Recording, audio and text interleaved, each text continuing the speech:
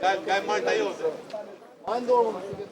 Ju më thoni ti ki majta, u majta su ki dot, këtë kam problem.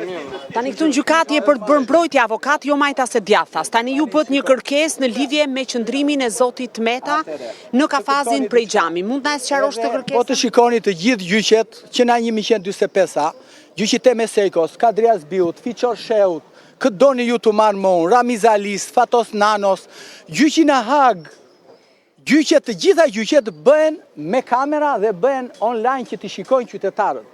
Dhe kur bëhet gjyqi në Hag, një gjyq për, ju e dini, krime kundër njerëzimit apo rasizëm, imagjinoni tani që mos të bëhet gjyqi presidentit. Dhe unë prandaj kërkoj që kjo gjykat të ngrihet në lartësinë që kërkon kushtetuta dhe ligji dhe konventa dhe të vendosi presidenti në kushtet të barabarta dhe padyshim që ta vendosi përballë shqiptarëve që të provoj pafajësinë e tij.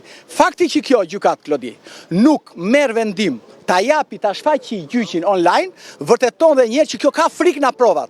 Kjo ka frikë nga e vërteta dhe prandaj ata nuk kanë guximin që ta transmetojnë që të shikojnë shqiptarët montimin që i ka bërë prokuroria çështjes së zotit Meta. Dhe kjo është ajo për të cilën ne kemi bërë kërkesën. Ju e dëgjuat vetë gjykatën, e dëgjuat vetë çfarë syetimi bëri, ndërkohë që u referua një terroristi në Francë dhe nuk ju referua rastit ka Sarkozis. Atëherë, çfarë të bëjmë në gjykatës? Ne mjetet këto kemi, ne mjetet ligjore, kërkesat bazuar në kushtetut dhe në konvent, këto kemi, Klodi. Se çmendet gjykata ne. Avokat, pa kemi ne një precedent në drejtsinë shqiptare që të jetë bërë një proces live i gjithi, mund ta thuash?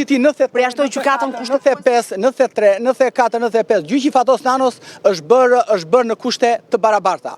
Gjyqi të gjithë atyre Ramizaliste, dhe të gjithë atyre që u shfaqit, që u dënuan atëre për krime kundër njerëzimit, janë bërë të hapur për gazetarët, për media dhe RTS-ja, i keni aty, do futeni dhe do i shikoni që janë gjyqje të bëra publik. Nuk e kuptoj dot gjykatën, merr një vendim antikushtetues është, dhe thot që ne nuk do ta shfaqim publikisht këtë proces gjyqësor. Kur i pandeuri vet, shfaq dëshirën, shfaq të gjithë çfarë ai dëshiron dhe ti mos ja plotësosh, nuk e di vetëm gjykata a mundet. Ju do t'ja bëni këtë pyetje gjykatës, do t'ja bëni KLG-s, do t'ja bëni ministrit drejtësisë dhe do t'ja bëni të gjithë ndërkombëtarëve të cilët ne na tregojnë se sa e mirë është kjo drejtësia shqiptare. Dhe ata ndërkombëtarët, unë do t'i ftoj, do bëj një letër që të vinë seancën tjetër të shikojnë presidentin e Republikës mbyllur në kafaz. Kjo është e papranueshme. Klodi, është e papranueshme. Ju gazetarët, shiko, ne avokatët kur flasim ne paragjykojemi sepse mendohet që ne kemi konflikt interesi. Jo.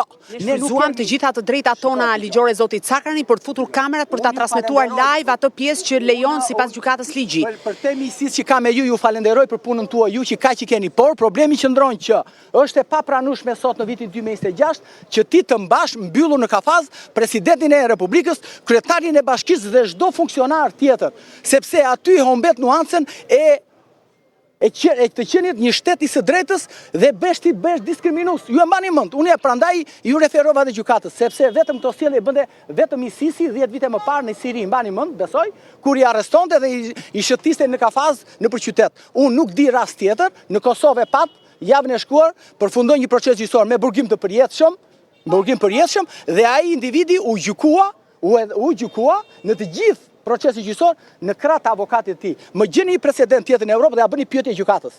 Ja bëni pyetje atyre palaçove të Këshillit Lart Gjyqësor, atyre se ata më palaçot janë Këshilli Lart Gjyqësor, që shikojnë një shkelje kaq të rëndë të kushtetutës dhe të konvencijës europiane dhe rrin atje në zyrat me kondicioner dhe nuk flasin një fjalë të vetme që shkelen liri dhe të drejtat e njeriut. Si mundet një president republike të rrin mbyllur në kafazin e Qelçës? Por më thoni një rast të dytë dhe unë tërhiqem nga të gjitha kërkesat e mia. Prandaj jam i acaruar sot, ndoshta unë jam çik më i ndjeshëm për liritë e drejtat e njeriut, qoftë dhe për vokacionin tim familjar, po është e papranueshme kur këtu në të gjithë e Surini 100 vite shtet janë bërë të gjitha edhe në kohën e mbretërisë, kur u gjykuan në 35-ën dhe në 35-ën, kur mbreti Zog gjykoi ata të revolucionit të Fierit, i ka bërë gjyqje të hapura publike, s'kish media atëre. Por janë bërë publike, vetëm në Shqipërinë e 2026 të reformës së re në drejtësi që ja thash në gjykatës për turpin e tyre deputetëve dhe kësaj shoqërie që pranon një diskriminim të tillë, sepse sot është presidenti, nesër do jetë Edi Rama, pastaj do jetë dikush tjetër aty. Dhe kështu që Unë mendoj dhe besoj që ju do ta vazhdoni këtë betejë. Kjo është betejë për dinjitet njerëzor. Nuk është betejë as për kujtim sakrajn, as për Zotin Meta. Është betejë për dinjitetin njerëzor, Klodi. Dhe ti do ta vazhdosh këtë betejë. Faleminderit. Faleminderit. Faleminderit.